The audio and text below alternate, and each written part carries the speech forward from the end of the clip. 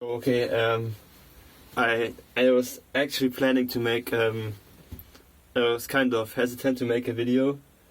I always have trouble starting with videos. I don't know what to talk about, but I think just about 200 meters out, just a balloon just dropped.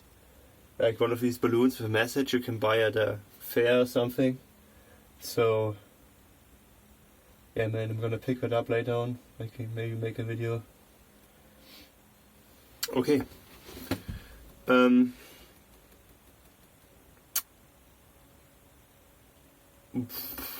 What's this gonna be about? I don't know really what I'm gonna do with this channel.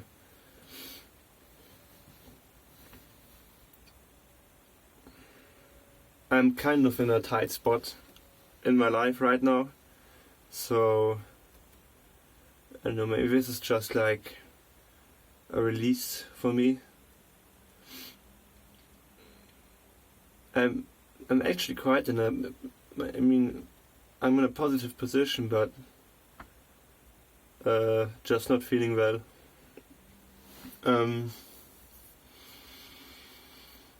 What can I talk about?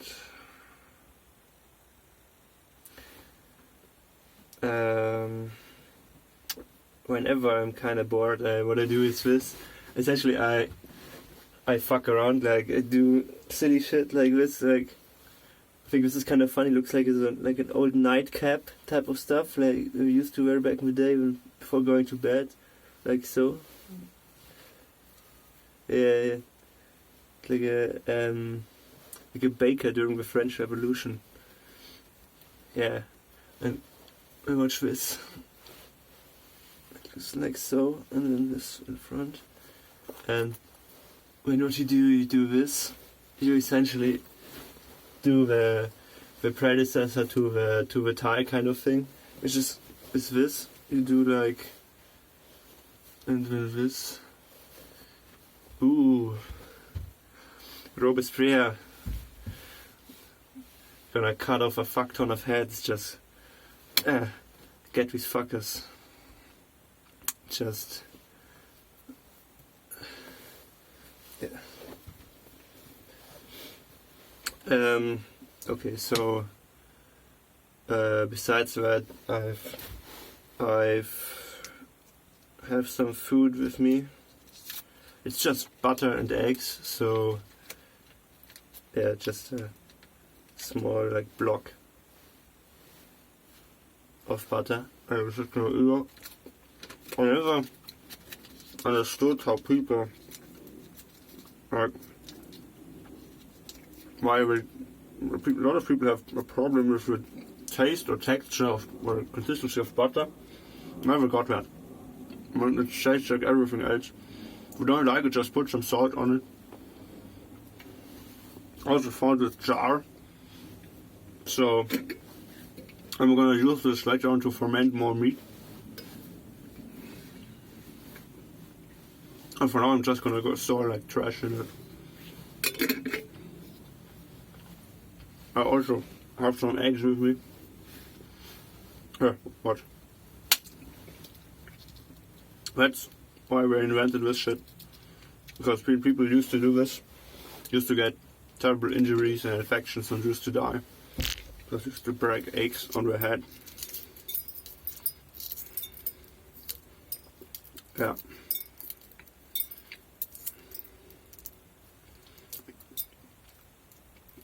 I don't know. Jeez Louise.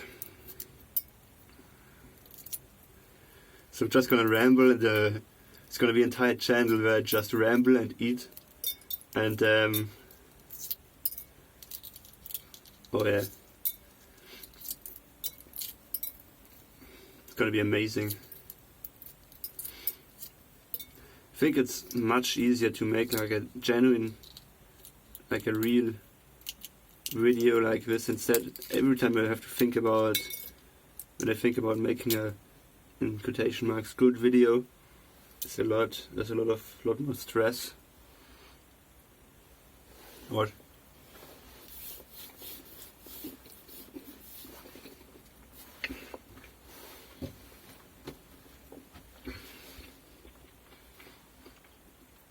Yeah, it's pretty tight.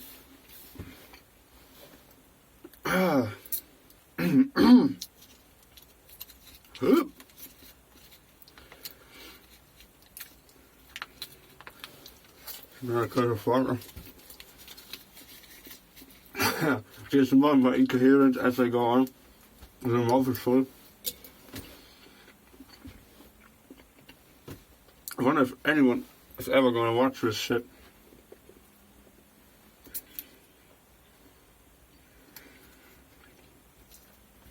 Blow me sideways.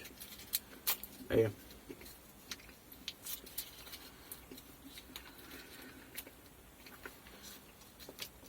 There's another one.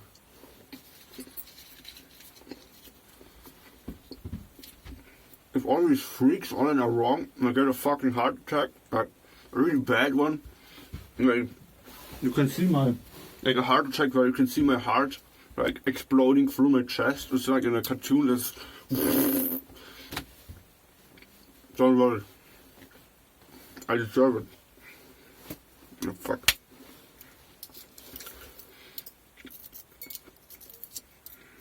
It's pretty good actually. This is breakfast, but it's like 1 o'clock, which is really bad because I enjoy getting up early. But yeah, I'm not even gonna edit this shit. Fuck you guys. I'm not gonna go to fucking Blender and edit this shit. Too lazy. Oh. Don't you love it, man? Jeez. And like the skin, when you peel an egg, right? I was about to say peel an egg. You skin an egg, and just almost the entire skin comes off in one piece. That's really good. It's a good sign.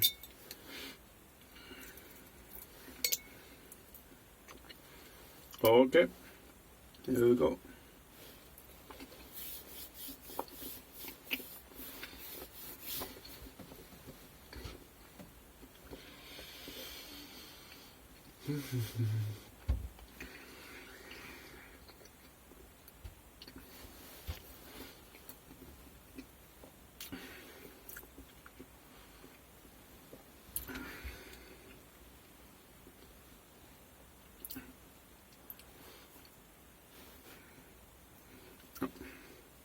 Trying to think of a kind of funky, creative way to break this egg. I'm gonna break it. You broke my record, and I'm gonna break your eggs.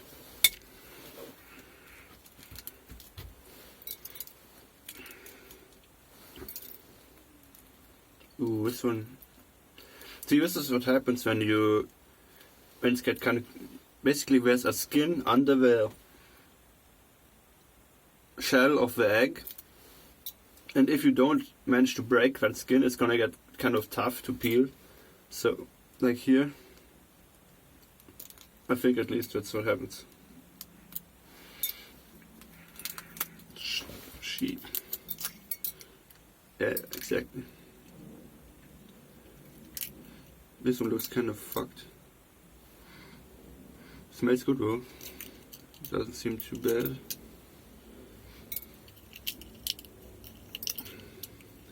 No, even if it was bad, the fucking Chinese, okay, they eat everything, right? They eat 100-year-old rotten eggs, fucking gutter lard.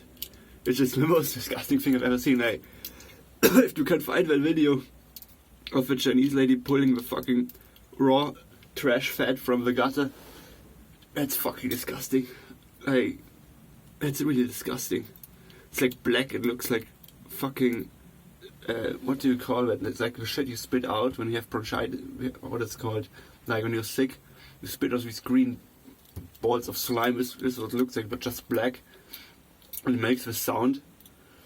It's fucking atrocious. The Chinese are fucked in general. They eat baby fetuses, aborted fetuses and stuff. But yeah, this is amazing. Just amazing. And again, it's been a long time since I saw the video.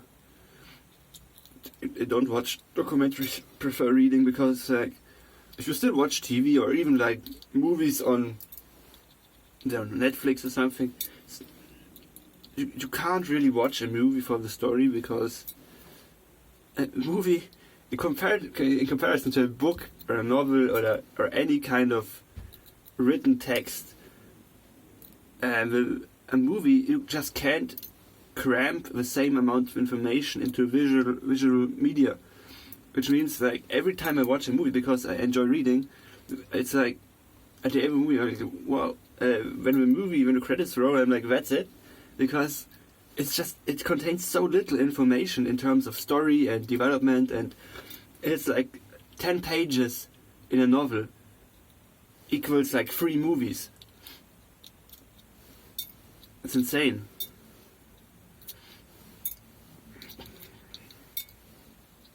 Like a single, like, 14-page short story by, I don't know, Jack London, Edgar Allan Poe or some shit. It's like 3 full feature Hollywood movies in terms of content and volume.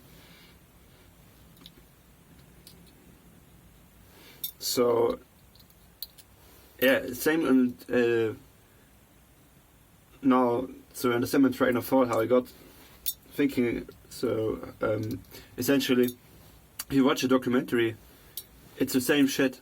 Like, you could literally, you watch a documentary about salmon or some shit, or beers, or about I don't know, about the A60, and I don't know how the Japanese worship like Mitsubishi A60 in a shrine in somewhere. It's really fucking awesome, and I really play it. It's really beautiful. It's blah blah blah blah.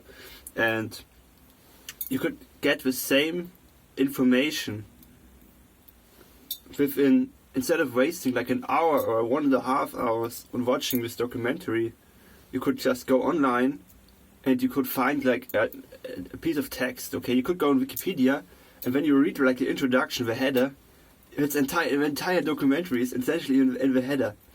It's a joke. Okay, you're wasting your time.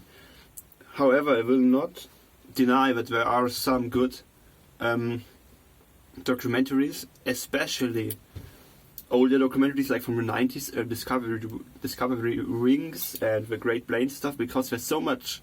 They contain, first of all, they still don't contain as much information as a piece of written text, but they contain a lot more information, and they contain a lot less like this action cut type of stuff, like cut, and then there's like a guy and he just throws in like, it was an awesome plane.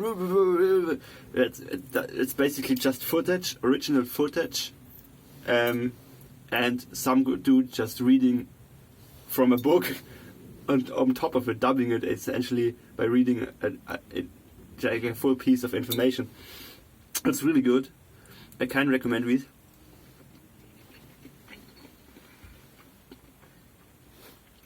I like them. And also, some people say I have like porn music, but no, but it's great synthesizer music. You get a lot of onboard footage, a lot of yeah, it's superior to modern documentaries in every way. So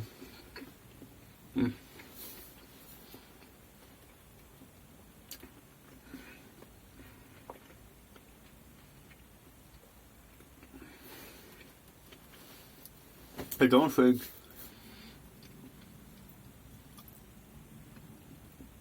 I'm a crybaby, but I would cry if I could touch like an original A60. It would fuck me up. It's really beautiful.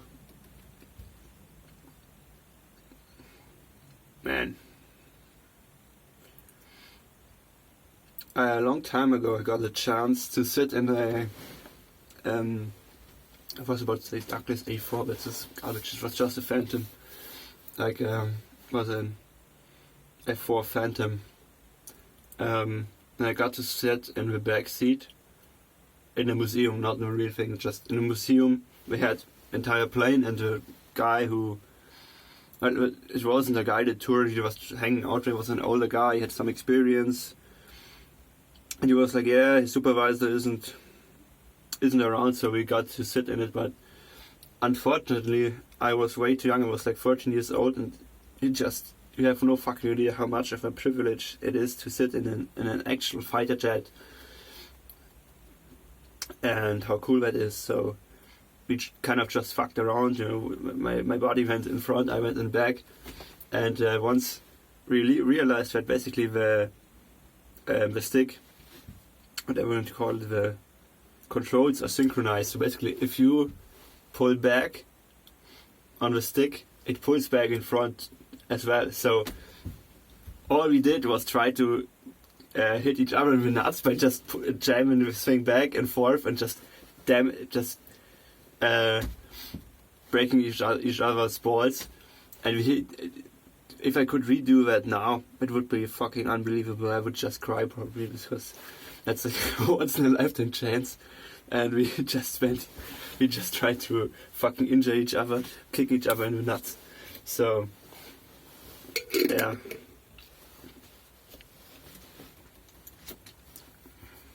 Oh, we're 16 minutes already. See how long I can push this.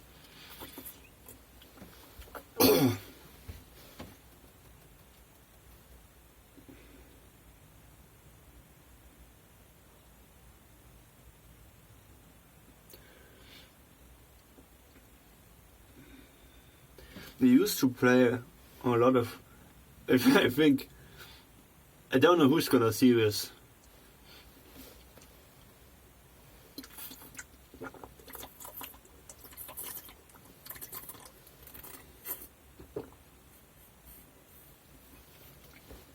If you're a smart person, if you're kind of a smart dude, probably are gone by now, switched off.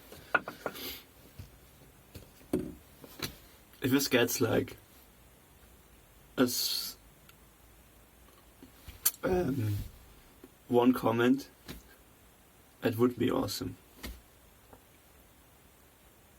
Yeah.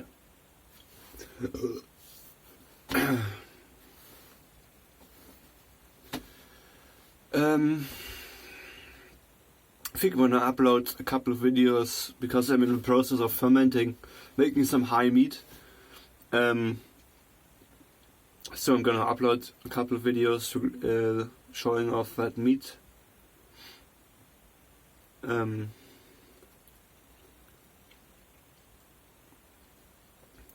Yeah.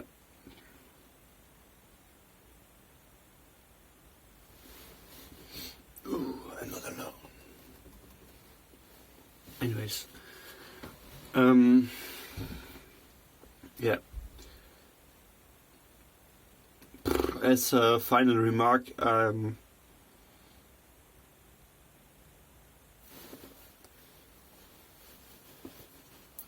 always interested in talking to people online. Like, talking to people online is really fascinating.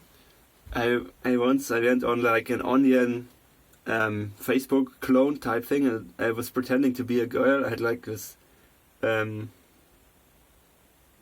e-horse set, and all these fucking pedos would write me. And there was one Indian guy who was really amazing. He wrote me like, he started off like, his name was literally like Pajit, and but he was actually from India, I think. And he went like, yeah, he started out, he just wanted like some pussy pics, so some pictures of my asshole or some shit. And so I started questioning him, and we got into an actual conversation. But he was really fucking dumb, because I kept forgetting like what I told him. So I switched like countries or continents like 3 times. So it was like, and I forgot. So in the middle of conversation, he just stops. He just 5 minutes, 10 minutes. He just doesn't write anything. Suddenly he goes like, "I thought you're from Canada or some shit." I'm like, "Oh, I'm visiting my grandma in Italy or some shit." So I would just keep going back and forth. I think the only way for him to, like, I could have, like, even then, if I suddenly told him I'm from China, it would have kind of worked out, because Canada and China, almost the same place, both shitholes. So he goes like, he starts talking about how he wanted to fuck his little sister, and how his mother used to beat him with an iron rod. Like, she used to tie him to a pole, like with his hands like this, and she used to take like a iron rod, like a steel rod, and hit him. And he talks about how his sister once he kind of fingered her, and it was so fucked up. It was really fun, so I enjoy talking to people online.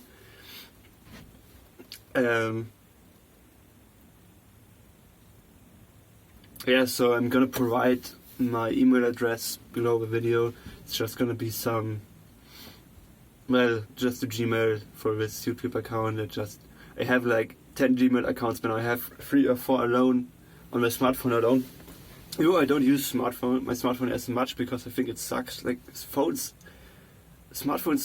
are just retarded, okay? Like browsing on a phone is such cancer. It's so fucking retarded, okay?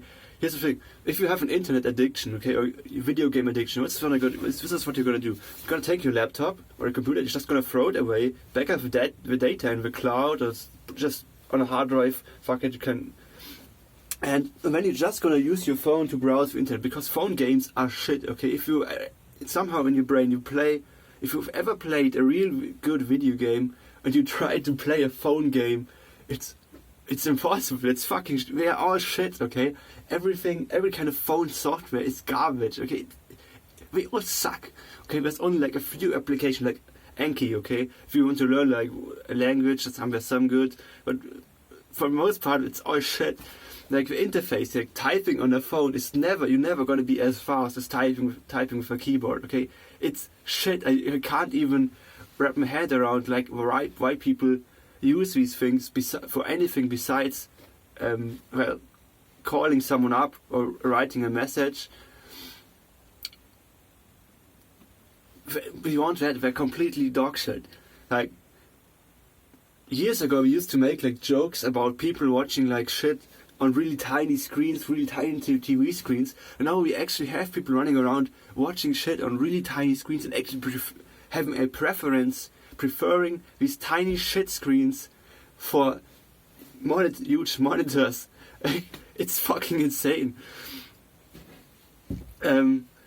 So, anyways, like smartphones are it's just fucking cancer, okay? I can't use it. Like if you have any kind of typing skill, okay, where I live, you can learn typing in school, okay, you can actually learn how to use all maximum efficiency, okay, use all your fingers for typing. It's obvious. With a phone, you're gonna get carpal tunnel syndrome, right? You're using it's garbage. It's horseshit. I think the main advantage is that it's portable. It's and that's basically it. Okay, you run out of. I mean, it's shit. So what was I about to say? I forgot. Yeah. So like there used to be a time where if you like the majority of people who hung out online used to have a certain basic skill set, okay? The majority of people using internet, let's say 15 years ago, almost everyone knew some kind of script language, or to an extent, okay? Most people knew some like HTML stuff, because you needed that shit to get around, okay? A lot of people used to know how to write batch files, they used to know how to edit shit, okay? All of that has kind of died down. It's not the internet anymore, it's like retardnet, because people are channeled it's basically retard. It's just TV recycled. You have these 5 channels, okay, you go on Google, you want to search something, Google Wikipedia, boom, it's like 90% of information. Then you have like YouTube, which is TV, and you have like Facebook and the social media, which is essentially just it's retarded. It's dog shit.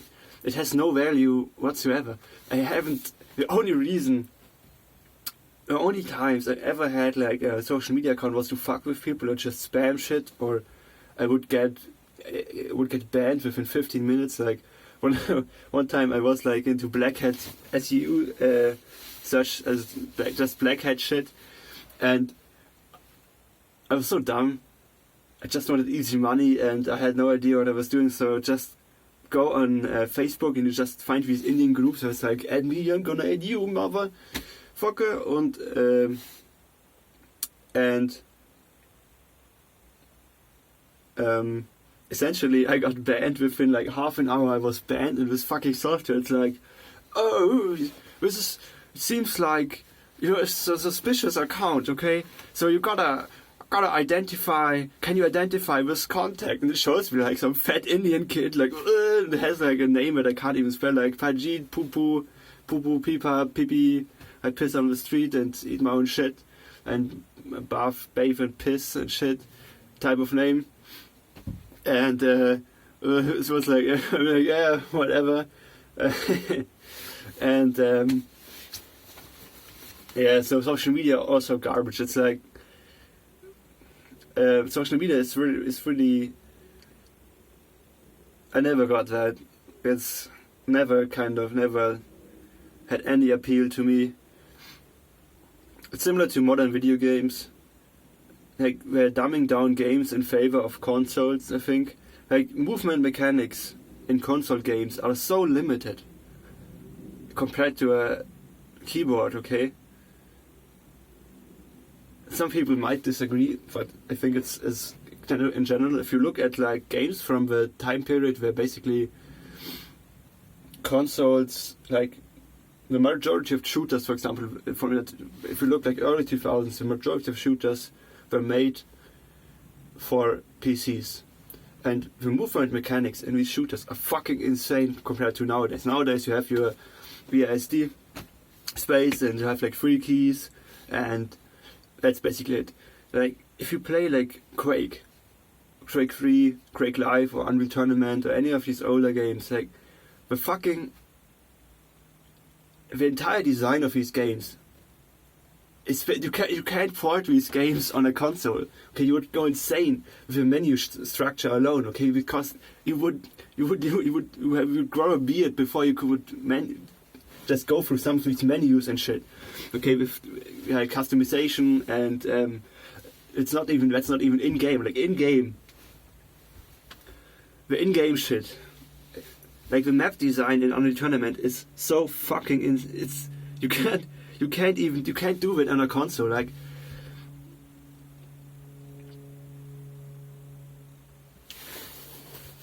obviously you can have good map design on a console.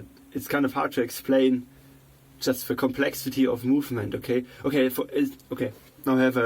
I just had an idea. Okay, basically if you play Unreal Tournament, okay, and you play the last boss of Unreal Tournament, which is at last boss of the pseudo campaign, which is just single player.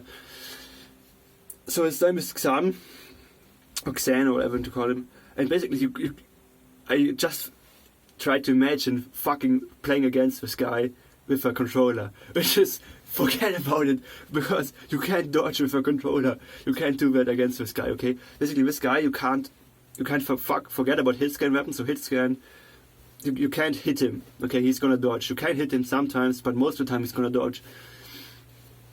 And the other thing is, so you need to rely on splash damage and dodging, and you need to know the map kind of very well. It's a very small map, but there's some tricks to so you can get away. There's a lot of movement tricks on that map either, as well. I mean, so yeah, or any kind of game back in the day. For example, there used to be a lot of real-time strategy games up until to the year it kind of went like beginning 90s with like Dune and fucking Sierra Westwood, which really hurts with Westwood is dead and Sierra games, and Sierra is just, they killed all these fucking companies that basically invented entire genres, and they just got like slammed and just chopped off. Just stomped out by EA and all these big name companies, because these big name companies, I think this is what happened, okay? And if you have any idea what I'm talking about, just write me an email or let's discuss. If you want to discuss this in detail with some of you, definitely. So essentially what happened was up until a certain point, okay, a lot of games, or most games, were made, or at least an equal share of games was made for PCs. Okay, now real-time strategy games are one of us. Real-time strategy is a genre that is famous for being almost unplayable on consoles or smartphones or touchscreens in general, because you have to. There's a lot of shortcuts. You have to use your mouse a lot to move around. It's hard to do multiple things at once on a touchscreen. Okay, because the thing, if I try to do 5 things at once on a touchscreen, it's not gonna know what you want. Okay, it doesn't work. Same goes for a console. For example, let's take map scrolling alone. Okay, if you scroll across the map, if a controller, it doesn't really work. Okay, you have like with speed, the things you need to do, it does not work out.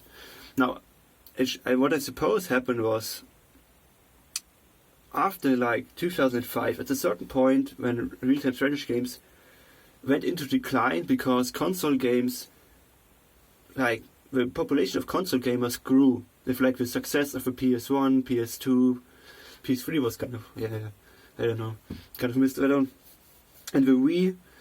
So what they did was, less people played it, because RTS games are almost impossible to play correctly with on consoles.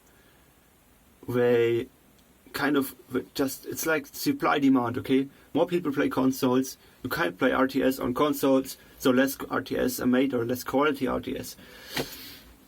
I think that's what happened. So it went into decline and kind of died off.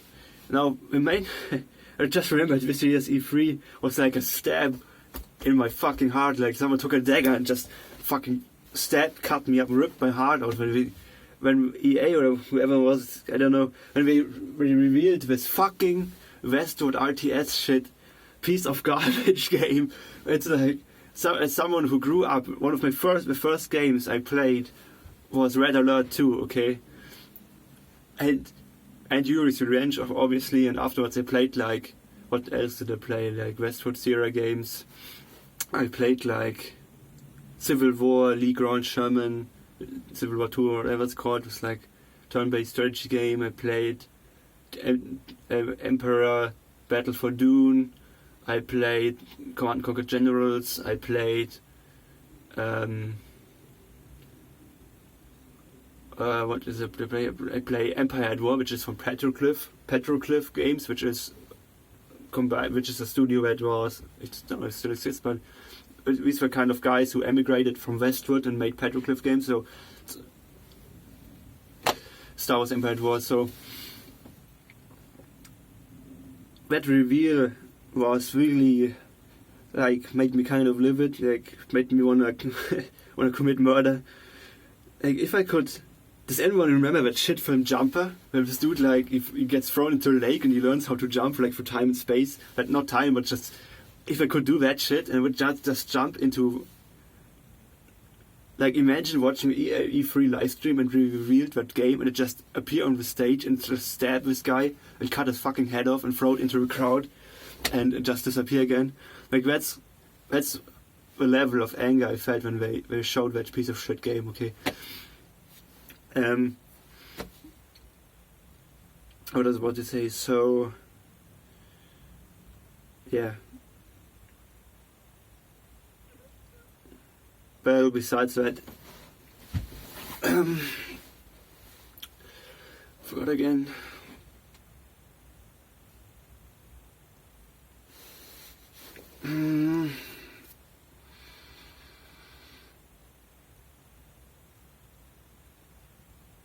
So yeah, basically, consoles are shit. If you own a console, well, I understand it to an extent, okay? If you come home just want to relax, want to play a console, it's like easy peasy, lemon squeezy, you're just gonna go in, there's no stress, okay? Not gonna be, after an 8-hour day at work, you're not gonna be in the mood to kind of compete with some fucking Russians on coke and like CSGO. But, still, like, I can't play these games, like, even modern games, and I'm not like a hipster, but modern games, they just fuck me up, they just have no soul, okay? If you play like Unreal Tournament, it's just a fucking tutorial level, like if you play like Deathmatch in the campaign of Unreal Tournament, or the original Unreal Tournament, the tutorial level, like the introduction level, is like where basically it basically explains the movement mechanics. You can like press W, move forward, dash, slash, boom the bash, all this shit. It's this first like level is on its own has so much intricate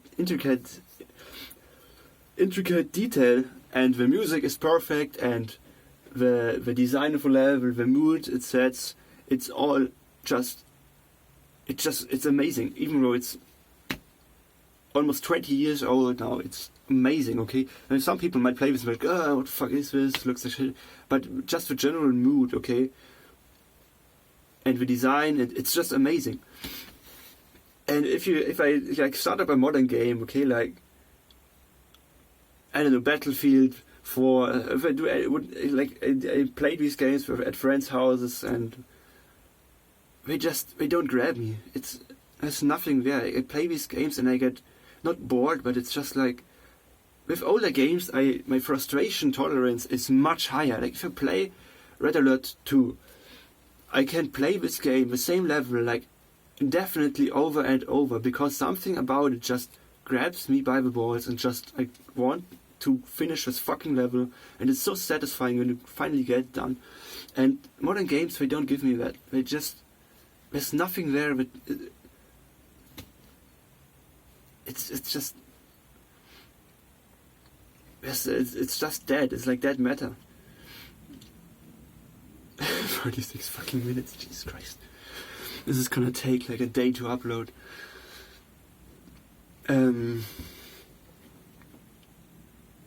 Yeah, so modern games, they kind of suck. I mean, I guess The Witcher is kind of nice, but even in The Witcher you have like quest markers and shit. Yeah, you kind of turn off, you can turn that shit off, but still.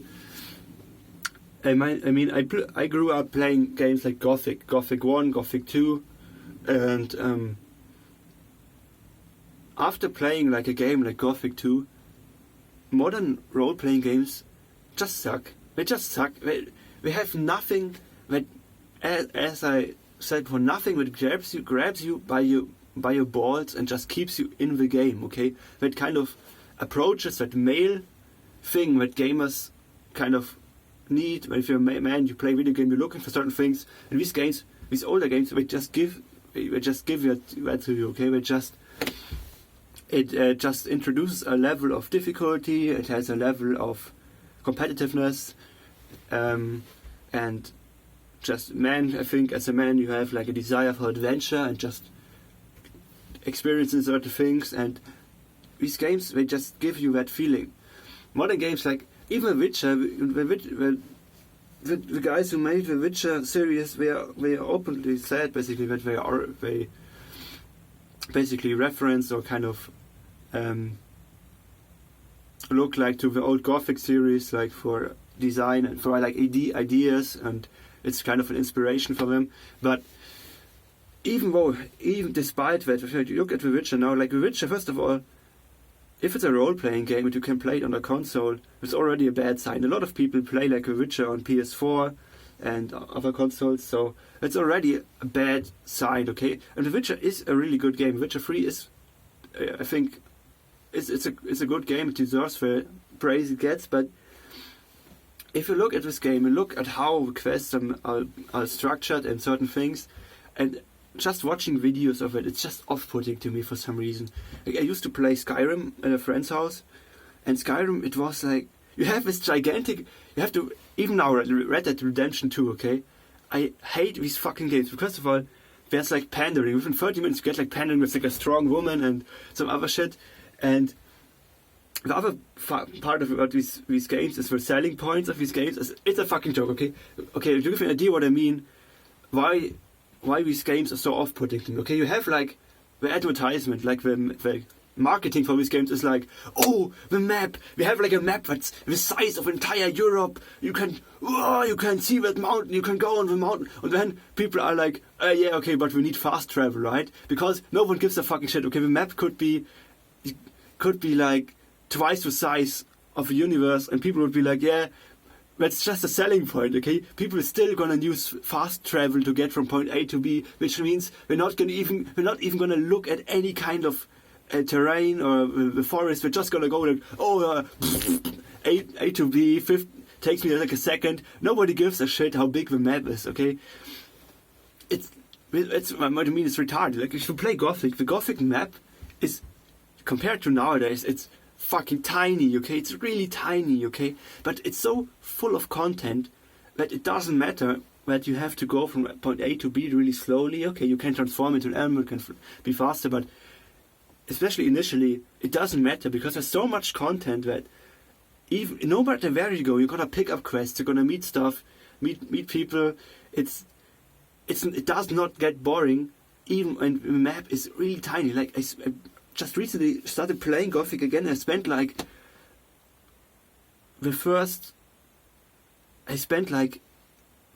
maybe a week just in the city, the first Koreanness in the first city, because there's so much content inside the city that the city is like, if you have the entire map, the city is like a dot on the fucking map, and I spent 40, maybe 50 hours in the city, just running around in the city doing shit. And I haven't even moved a single step out of the secondary gate, basically. And because the map is kind of separate, you can go into the first gate to get in when you start the game. There's a second gate. So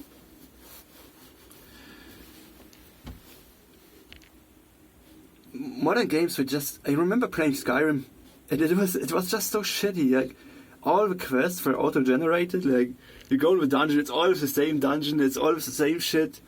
The fucking, like, I was basically sitting beside my friend who was playing the game, and I was constantly interpreting, like, analyzing what I saw in terms of my previous experiences with Gothic.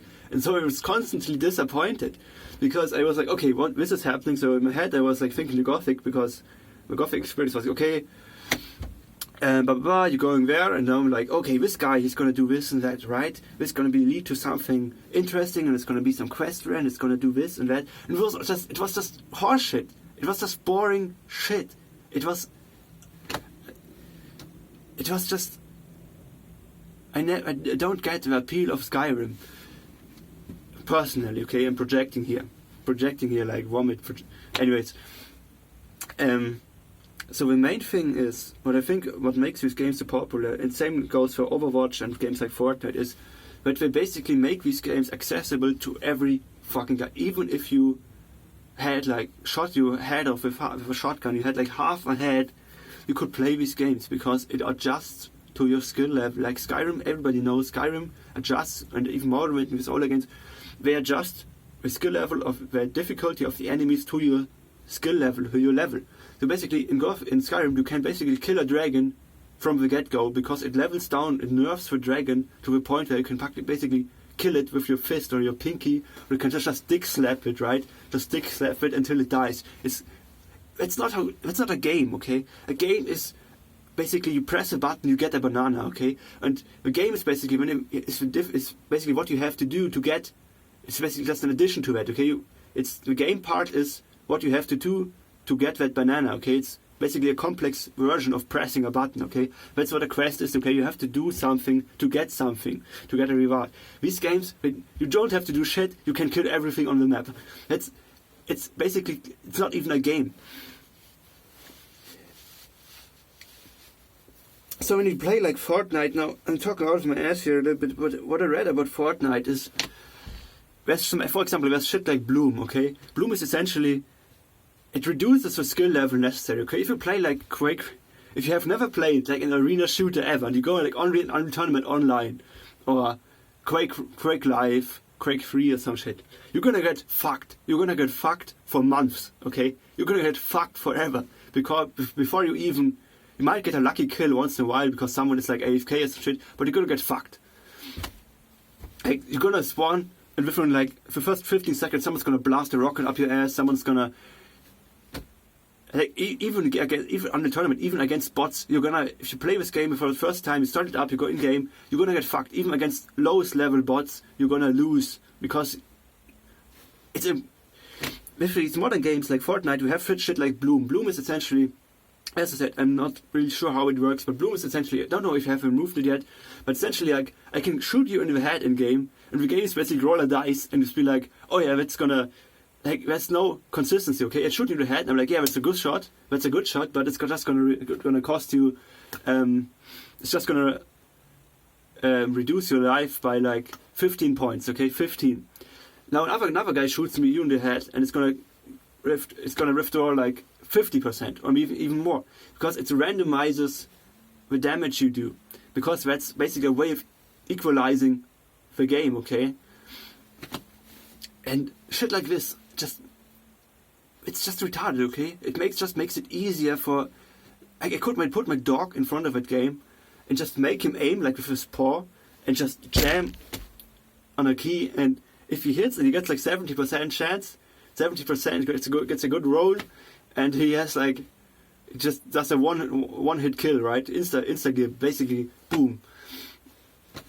It's completely contrary to what a game is supposed to be, okay? A game, especially a game that's designed for men, has to be like designed for a male player base, has to have competitiveness, okay? You have to compete, use your brain, use a reaction speed. There are different things that people want that make a game and make a game a good game. And these games, they don't have any of that. They have nothing. Like, they're complete dog shit. And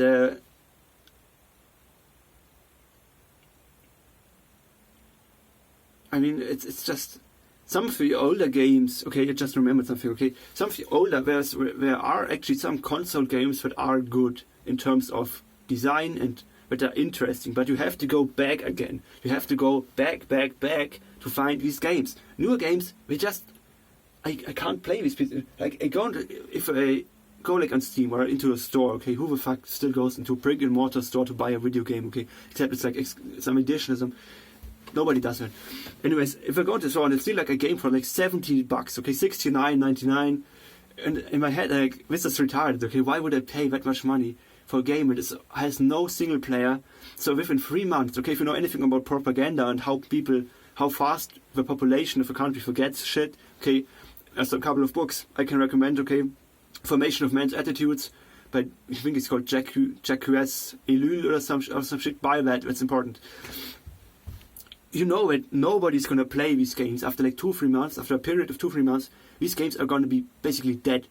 Okay, because that's how it works. Okay, we don't want you to play a game for like 2 years or 3 years because it's good. We're going to play for 3 months and we want you to buy the next game. So, essentially, these games, like, I forgot what I was about to say, shit. Anyway, yeah, they're great. There used to be some really good console games back in the day, like what we used to play, like on the first original Xbox. Okay, my buddy had like the original Xbox, and the Xbox he had a fuck ton of games because basically his friend, his mother would just buy him all these games. He was like a pussy boy, but a real twink. Anyways, he had all these Generation 1 like Xbox games for the first Xbox, and the majority of their shit, okay, but some of these games, like what kind of games, like the original Crash Bandicoot games, okay, Ratchet and Clank. Okay, that was later. Ratchet and Clank was a different console, but like, for example, just to give an example, like original Crash Bandicoot game is so fucking good. It's a simple game, but the character design is nice. It's good, okay? Like, as a racing game, it was a racing, but I don't know which Crash Bandicoot it was, but it was a good game for a console. And for like PS2, Ratchet and Clank series was a good series, okay? It was a good series, had a good sense of humor, didn't take itself too seriously. It was interesting. You could play it 1-on-1 against your friends. Like I always got fucked, but it was still fun. And modern games, I see like a gameplay video on YouTube, and it's just so off-putting. it doesn't get me anymore. Like, for example, see people like, oh, I have like a KD of 50-0 in Battlefield 1 or some shit. And what they do is, basically what we do is advanced camping. It's basically, they pick an area of the map that they can easily control. They just run around in that area. Like, it's like a building, and the building has like 50 times 50, like, what is that, 150 feet in square. And they just run around in that, and because people have to pass the building, and they just drop like a sensor there. So, and not in Battlefield 1, but you get what I mean. Like, you drop something there that tells them if someone is coming. So we run on the other side and control that side, and when they come coming, we run on. It's just advanced camping, okay? It's ridiculous. It's garbage. Okay, that's not. You're not going out and you're not facing another player, and it's about skill, or who has a faster reaction. Okay, how good is your aim? Do you know the map? Like, when they run up there, he's gonna. Okay, I see him running there. Run up here, and you know, none of that. It's just horseshit. It's not even a game. It's garbage. Like, when you play a game like Unreal Tournament, and I'm focused on Unreal Tournament because that's basically what I grew up with. The design of the map alone, like, if you don't know how the map works, how these places work, you're not going to be able to play the game. Like, in Unreal Tournament, you play a game like 1,000 times in a row, and then suddenly you figure something out. Like, the last game map in Unreal Tournament, when you play against Xen, there's like so many movement mechanics you can do. For example, in arena shooters, there's often this thing. Basically, in all the shooter games, you had as your character model, you had a lot of momentum. But basically, if anything is sloped, it's not just there for fun. Okay, if there's a slope, that means you can run against it, and you can slide, or you can use that energy you have by running. You can transfer it into something else. So most of these older games, there's a purpose to the map design. So whenever you see a slope, that is there for a reason, and the reason is you can slide on that thing. So if you jump, for example, and if you jump against the wall, you fuck up your jump, all the energy is going to disperse and you're going to fall and die. If you hit like a slope, you're going to transfer that energy, and you can transfer that energy in all directions. Basically, you can go up a level, you can go sideways and accelerate. In modern games, they have nothing like this. It doesn't exist anymore. It's just you don't have to learn shit anymore to be good at games. So you play, like, when you see like gameplay videos of like Battlefield 1 or the new Battlefield shit, it's just despicable. It's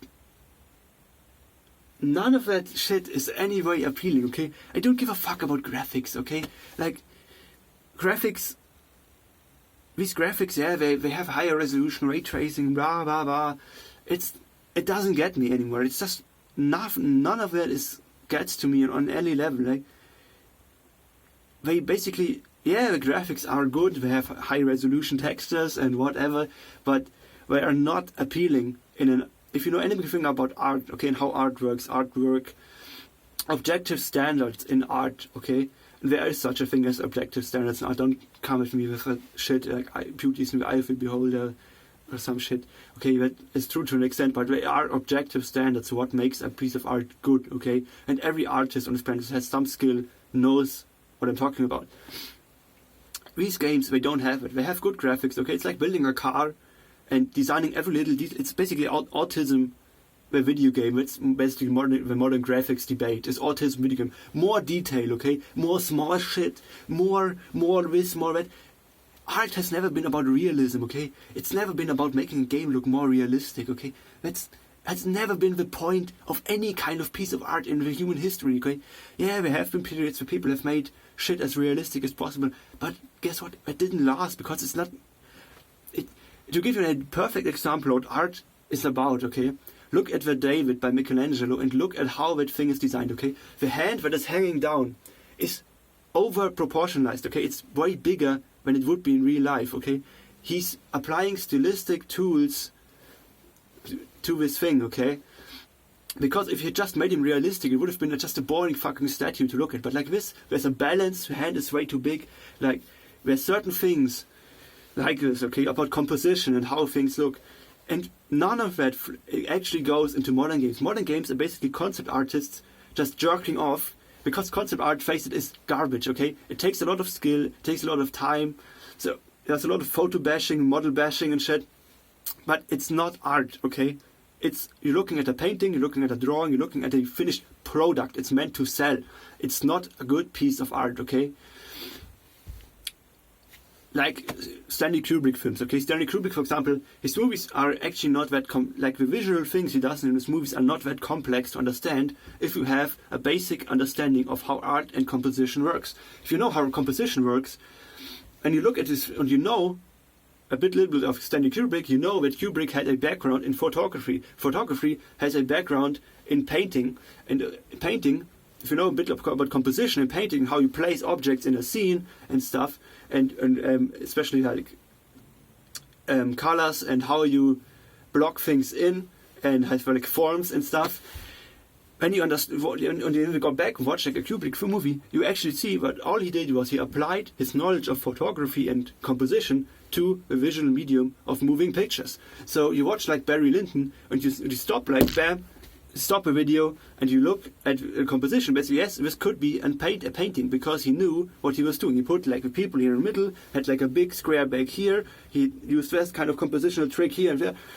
Modern games, none of it flies in. You have these fucking kids with like model and we do like these models with like a million details. It's never been the point of art to basically give a model, like make a high poly model, pay $10,000 for fucking processor and graphic and GPU units, and have like a render farm just to model like a million wrinkles on some dude's asshole. Yeah? It's never been the point of art. These games, they have no art to them. They are just products. And if you play like Unreal Tournament, I always keep running back to Unreal Tournament because right now I just got back into it after playing it for like 10 years, played it when I was a child, and you realize how artful these games, older games, are in a lot of respects. Okay, in comparison to modern games, like in Unreal Tournament, you have like a wall, okay, or in Gothic, you have a wall, and the wall is basically it's like 4 polygons. Okay, it's like 4 things, like you put up like a plane or like a tar pit on 4 points. That's basically all the polygons in this thing. And the surface of it is just a texture. It's like someone painted on a flat wall. Yet somehow this is more appealing, at least to me, with looking at this is somehow more appealing than looking at like a full polygon, high poly wall in a modern game. And I don't know why it is. I have no idea, but art-wise, I am not impressed by modern games. Not in the slightest. Like there are some games that are exceptions, like Mirror's Edge, for example, the original Mirror's Edge. Like Mirror's Edge is actually a very good example, because look at Mirror's Edge Cataclysm, what it's called. Because they did not understand what made the first Mirror's Edge visually appealing. First Mirror's Edge had an artful aspect to it. Okay, you had the white aspect, the white things, and the occasional red. There was a simplicity, either because they couldn't put that much geometry in it, because of like technical limitations at the time, so it might have actually had a positive effect there, coincidentally. So basically it was a simplicity level design. It had an artful aspect because of the simplicity and the simple geometry and certain things. And the Cataclysm, they completely fucked it up. They went to exactly what they always do. Basically, if you have more options, it doesn't make you more creative. Okay, if you have more power, it does not induce more creativity and more art. Okay, things like art and creativity come into play when you have limited options. Okay, if people can't render my fucking 10,000 ass wrinkles when I can't put them in the game. I have to think of another creative way to make the game more interesting. Okay, instead of having someone's nose have like real pores with like blackheads and hairs. In it, I'm gonna be like, yeah, I made a nose of 1 million polygons. You're gonna have to be like, okay, we maxed out a polygon count for modern computers, so now we have to insert very good music here, insert very good gameplay, insert very good level design, shit like this. Okay. Instead, they don't do anything like that. They just go, oh, okay, now people can render 1 million polygons, so we're just gonna put it in. It's not how art works, okay? So basically, when you play like Mirror's Edge Cataclysm, when you see this game, and you compare it to first, will instantly see what I mean. Essentially, they put in more details and more shit, and it breaks up the simplicity and the artfulness of what the original game had. So it destroys the effect it had and the composition of the game. It's still interesting to look at, but it's not nearly as appealing in an art sense. Okay. So.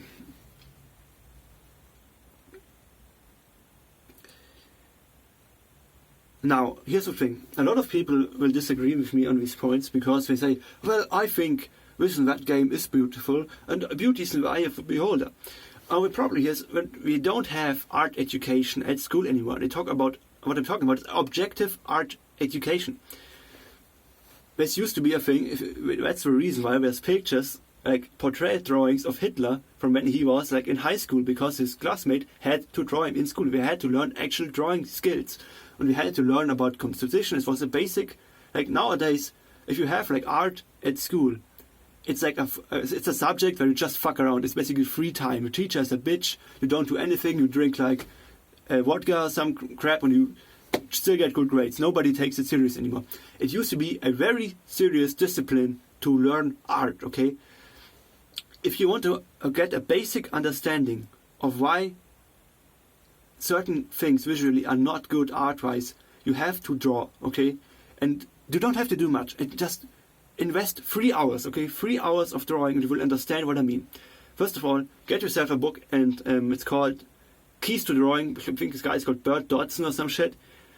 Get that, and do like the first 3 exercises, and like do that for like a week.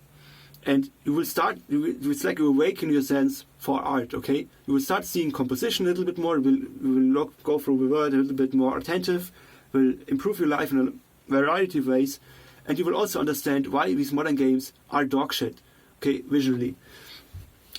And why it does not work from an art perspective. And that's also a reason, you have to understand this, that's the reason why art education is so limited at school, because basically it's because if everybody knew like what makes good art and what objective standards there are to art and how good art looks and what composition is about and colors and whatnot, people wouldn't buy these games because these games are trash. Like people wouldn't look at this stuff and be like, oh, I can see like a single hair and eyebrow. There's like a pearl of sweat like going down, and jog off to that. Instead, they would be like, this is garbage. Okay, it doesn't matter that I can see like the fucking bacteria on his teeth. It has nothing to do with art, okay? If you play like older games like Unreal Tournament, you will coming back to Unreal Tournament. But Quake is not visually appealing as Unreal Tournament. Okay? From a visual standpoint, Unreal Tournament is a little bit advanced. Both games, it balances itself out, but Unreal Tournament is a little bit more than the arts because it was basically a graphic demo back in the day. But when you play this game and you just stop and this is what I like to do. Go into this game and basically set bots to 0, so there are no bots, and just run around and look at the level and just experiment with movement mechanics. And you look around and you realize just how, if you have no option to put in like a high poly model, you will have to think of things differently. Okay, just creativity is. Comes up when there are limits, okay? And again,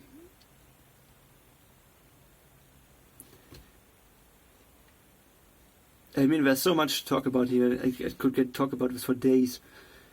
I haven't even gotten into like the meat of about the art thing. And again, you don't have to be a great artist to understand art, okay? But to understand a painting and the work that goes into it and how art works and how the process of art works, it takes a week to teach that to children or anyone, okay? Problem is, we don't want you to know these things because it makes, like modern car design, for example, it's the same thing. Modern car design, if you have no idea what good art is and what art looks like and what objective standards are in art, then you're gonna be like a child, okay? You just stuff your mouth with shit. Don't know if it tastes good. Just, oh, this is cool. This is that, okay? Oh, this guy likes that, so I like that now. Blah, blah, blah. I guarantee you, if you get into art and what makes things beautiful and interesting to the human eye and things, you realize that modern cars, for example, we're not good looking. It's just, we're shit. We're fucking garbage we're aerodynamic, that's for sure, but we're not nice to look at. Like, the fact alone, when you understand that something like this thing here, that has an edge, okay, an edge is always going to be more interesting when something that is round, okay? It's just a visual rule, okay? If I have an edge, it's more interesting when fucking something that is round, okay? Like this right here is not as interesting as like a rugged shape, okay? It's obvious. But in modern car design, I don't want that. We don't want people to get into a car for reasons like this, for ideology, okay? We don't want people who are actually interested in car design, what cars are and look like and represent to a person. They just want to shit out these garbage designs, want you to buy this shit and admire like things that are like Formula E. That's garbage, right? That's not what racing is about. Racing is far more than having a more advanced car that just goes faster and faster. That's not what racing is about. It's like a fourth of what racing is about, okay? A racing sport is, without people watching a sport, it does not exist, okay? And why do people go? People don't go to a sporting event to watch people go fast, okay? Because if it was just about speed and technology, then nobody would watch football or people ride bicycles, because that's outdated. Who the fuck is gonna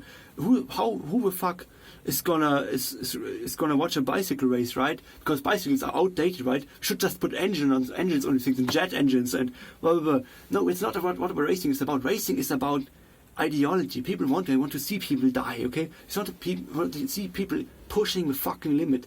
And if your racing sport has no...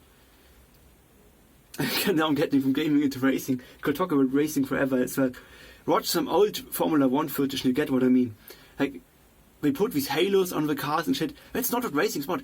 If you want to be safe, then don't become a racing driver, okay? That's not what it's about. You want to see people die. That's why people went to these events. You wanted to see action. You wanted to see people. It's the same reason why people watch crazy people on YouTube. You want to see people who are out of their mind. Okay, like in the 50s. People who know that half of the drivers are going to be dead within a 3-year period. Half of the drivers who get into these Formula 1 cars are going to be dead or injured or traumatized or whatever. And they still drive. You want to see these people get into the cars and push the fucking limit, okay? That's why people used to go to the tracks, to the race tracks, and watch people drive. It's not about, this dude sits in a bubble and he goes like a Mach 2, like he goes like 2,000 miles an hour. That's boring, okay? There's a reason. There's more to racing than just technology, okay? If you go down a hill on a bike and you are like 70 miles an hour on a bike just rolling, you're gonna piss your fucking pants, okay? If there's a single pebble on the street, you are fucking dead. That's tension, okay? You're just going 70 miles an hour, it's nothing, okay? Watch these old Formula 1 cars, how dangerous it looks on board, okay? The fucking taking the hand off the steering wheel in a turn to shift, like an H pattern shift, is insane, okay? Having to fucking press the clutch, okay? Things like this. There's basically man against machine. There's tension there. Just watching this footage makes you cramp up and tense up, even though it's 30 years ago. You just go like, what the fuck? And modern, they're still fast, it still looks dangerous, but it's not nearly as intense as back in the day, where you need to be basically insane to even get close to a race car. Like, this is one of the most interesting things about Formula 1 racing. Basically, the speeds these cars are able to achieve haven't changed much. Okay, if you put them on a straight line, like on a flat strip of road, and put them next to each other, the main things are acceleration, downforce, whatnot. But all of these cars are basically able to go like 300 kilometers an hour most of the time easily. Okay, that's about how fast they can all go. But the problem is, so the only limit that used to be to like race driving was how crazy the driver was. If the driver was really crazy, he would push it further and he would be faster, because basically everyone could go the same fast. Basically, everyone could go the same speed on a straight line, but how fast can you push in a racetrack with a car which is essentially just a 300-liter gas tank and an engine, driver sitting in between, it doesn't even have a seat belt. He basically sits on a fucking mat, on a fucking piece of cloth that has been like a sun chair, like a thing you sit down on a cruise ship, right, to get sunbathe. That's how the fucking seat looked, okay? No seat belts, because they thought if you crash and you get thrown out of the car, you have better chances of survival, okay? It's insane. It's insane, but that's what makes it interesting. Like, look at the Isle of Man. I think since the Isle of Man Trophy TT racing has been established, it's only been like 2 years when nobody has died, okay? And it's still people go and want to see this. Like, people like Jackie Stewart go to fucking Isle of Man to see these people, these crazy fucks, race their motorcycles on country roads in wet weather, because it's interesting, okay? It's an event. You don't want to see people going like in circles in a pipe. And that's what it's going to be like in 50 years. Going Formula 1 cars are basically going to go in circles on a pipe, because we're going to remove every single turn, every single dangerous thing on the road. So it's going to be a circulated pipe with a dude sitting basically on a sled, and it's just going to shoot him around the pipe like a fucking particle accelerator. Okay, it's like a gamble, and that's not racing. Like, you see these guys driving these like F1 turbo cars or like Group B cars, okay? Like, has rally driving ever had more people like watching it? Like, has race driving? I really, really want to see some statistics on this. How many people actually were interested or went to these races back in the day compared to nowadays? Because I bet my right foot that back in the day more people, like especially Group B rally driving, Group B driving, Group C driving, rally driving. I bet my right foot, my right hand, that more people went to these events back in the day than people do nowadays. I bet everything. Because if you stand next to a road, okay, if you have just the possibility of standing next to a road and touching a fucking race car that goes by, that's gonna attract a lot more people. Because it's going to attract like 10% fucking crazy people who run on the street, take a photograph, and then jump out of the way. And it's going to attract like 70% of people who want to see these crazy people and these crazy fucking cars. And it's going to attract 1 million people per race, because it's fucking insane. And people want this. They want blood. They want it's like an instinct, okay? People want to see action, want to see fight, danger. It's we don't want to see a fucking guy going around in a car that basically can't even.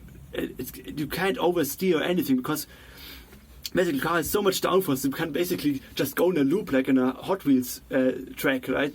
So it's insane.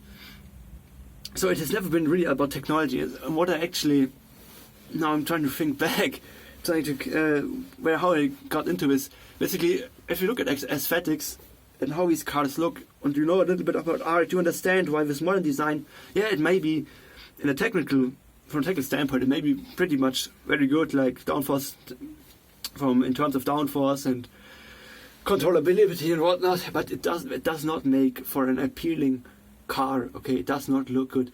A good example of cars with souls that look interesting and sound dangerous is, for example, look up Indy 500 cars from the 50s, like roadsters. These cars, they sound like they're gonna bite you. Okay, like Can-Am cars, but basically it starts up, it sounds like when a Can-Am car, when a dude in the Can-Am car turns the key and starts the ignition, it sounds like someone is fucking firing a piece of artillery. Okay, it's like someone standing next to the car and just rips the string and fucking fires a World War II artillery, like anti-tank gun. It's like poof. You see like people trying to film these cars when they're starting up, when they kind of go back, like they try to get a distance to the car, because it hurts in your ears so much. You can't hold the camera at the same time and not cover your ears, because it's just amazing. These roadsters, like these older Formula 1 ones, like Fangio's cars, when you hear these cars, they have no exhaust pipe, so you get the full sound. And the car sounds like it's fucking gonna attack someone. It's like it keeps revving. like modern cars, they have nothing of it. Like when I see someone driving a sports car and it has like an automatic, like he has like, he doesn't have a stick. Basically, it says an automatic gearbox. Okay, you're not a racing driver. You're a fucking pussy. Okay, yeah, it might be fast, blah, blah, but that's not what racing is about. Okay, I don't want to sit in a car that drives on its own where I don't have to do anything. I have like the joystick, like I'm fucking controlling. That's not what racing is about. It's not. There's a soul. There's something to racing and to driving a car that goes far beyond technology. Okay, you don't want to just get in a car like it's a fucking toy and you just press gas and press the button and you go. You want. There's expertise to it, okay? There's something like for example, when you go to Italy, like an old Spider, like in Fiat Ebba or some shit, you drive around these roads, like you want this experience. You want to shift in the turn. You want to shift. You don't want to go around like it's a fucking trolley, okay? Like a thing which just. You don't want that. I don't know, man. There's so much fucked up shit going on in the world right now. Anyway, if you know a little bit of art, and I recommend you do this, just take your phone. No, it doesn't work like that. But just draw real life. Okay, draw things from real life. Get yourself to this book, Keys to Drawing by Bert Dodson. Just do a couple of the exercises. It doesn't matter. Just get a PDF, and you will understand what I mean. Because it's like it lifts like a curtain, and you understand these things to a better extent, okay? Like modern cars, they don't have these things, okay? You get in their car and it's not an artful experience. It's an experience for fucking grown-up babies, okay? You have like... Most people nowadays couldn't even get into a Stratos, okay? Wouldn't even fit in that fucking thing. If you get an Italian car from back in the day, your legs... Like, how do I explain this? Like, it has zero driving comfort. It's a sports car. It does not have comfort, okay? You can't have any comfort if it's a sports car, okay? No sport on this planet is easy, okay? If you make it easier, it's no longer a sport. It's baby shit. Like, if you drive an old... Basically, because Italians are, especially Italian South Italy, a lot smaller and a lot more... Like, we are missing, like... 5 inches. What these cars are designed for small people. So when a Northern European guy like me gets in this thing, basically this is how I have to sit in this car. I have my legs like up like this, and the steering wheel is in between my legs. And basically pressing against my ball sack, and I have to drive like this because I'm too big for the fucking car. And my dad had an Alfa Romeo Spider from basically the thing from The Graduate with like. What was his fucking name? Forgot about the actor, but he had that Spider. And he drove it around here, and his Italian uncle told him, dude, this is a car made for hill racing, okay? He told him to put like a bag of sand in the trunk. And my dad was like, yeah, whatever.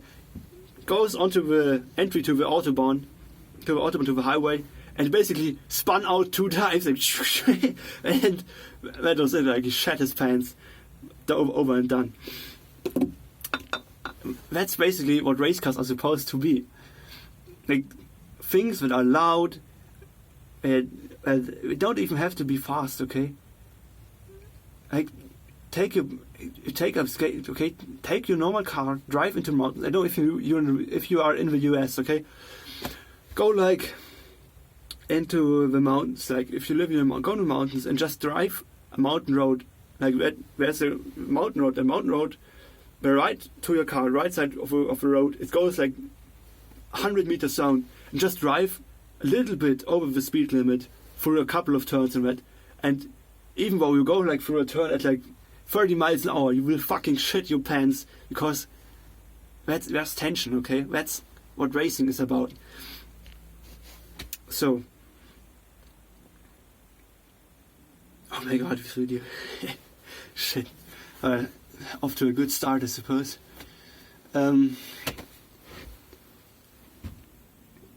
So, some basic shit. What else can I say here? Well, that's gonna throw in. So yeah. I mean, so I could talk about this forever and ever and ever and ever and ever. It's something that it's not important to me. It just interests me because I kind of track things when I find a new thing that interests me. I track it down to a certain extent. Like, I'm half educated in a lot of topics, so I'm because I just follow like things. I see something, okay, so a bookmark, I can read a Wikipedia article, I follow it. I follow the things, I download the books and read them, and I follow shit up. That's why these things interesting. Like, I started drawing, some part had an interest in drawing, but when I went from having interest in drawing and interest in art and composition and what these things make, so I got into it and I understand these things now. It's important that you understand these things too. I think everyone on this planet should understand these things to an extent, because it enriches your life to walk around and to see certain things. And like, to understand like distances, like when you do this, like I think like this goes, and you just look through this and look what's in this scene and how it relates to all other objects in the scene in size, color, shape, and form, and just do this in your head while you walk around. Like when you're in a crowd and you're waiting for someone, just don't look at your phone. Look at the crowd and how the crowd looks in relationship, the mass of the crowd to the background. If you squint, you can squint your eyes. Some people can like use their eye muscles without squinting their eyes, so we can see. Like I can do it right now. Like this gets blurry right here because I can like squeeze my eye muscles. Most people will have to squint until you see like blurry, and then also that's when you see what you really see, basically blobs of color. Do that and you will see also composition. Like you see that this mass of people is probably one blob of color, and above, and you see it takes like a day to understand all of this, okay? Like 2 or 3 days, that's it. It's nothing. And it will enrich your life indefinitely. So I can only recommend doing things like this. Instead of playing video games, like, for me, I can't do things like this in a solitary, like, I can't do things like this in an isolated fashion. Like, I can't play a video game at the same time just play the game. I have to follow up, like, I see something interesting, I look it up. I see, for example, I think, oh, this piece of music is kind of good, so I look up the guy who made the music, I look up what other games he made music for, I follow up on shit. And I recommend you do that too, because it's still a waste of time. Most of the time it's still a waste of time, but it's more useful than just investing a fuck ton of time just into a game and an isolated activity.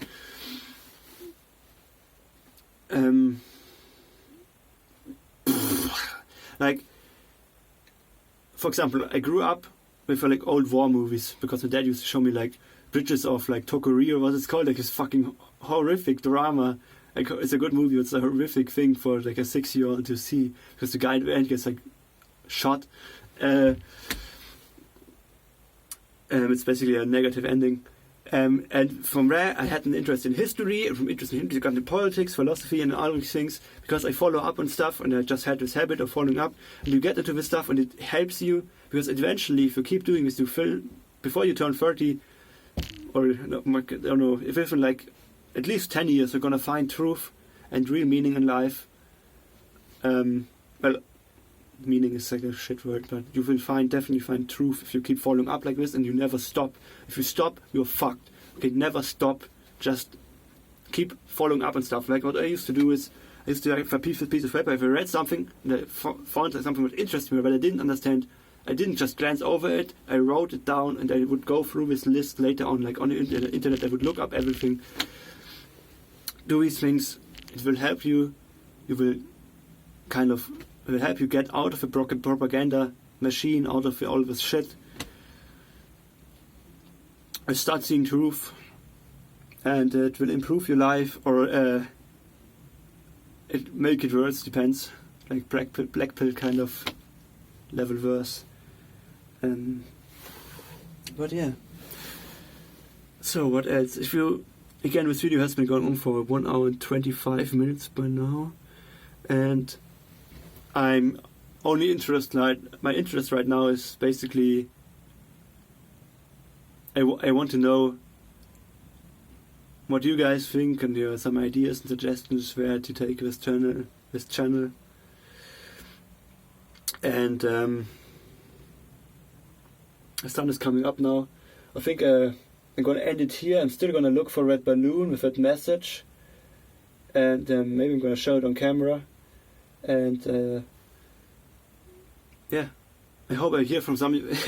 If any of you fucks, okay, watch this entire. If any of you watch this video up to this point, we are in the same boat. Okay, you've cut from the same cloth. Okay, you have nothing to do.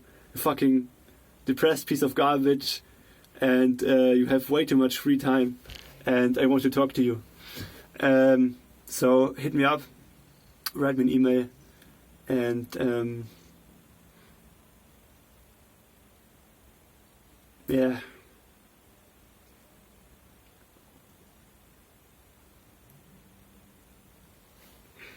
Peace out.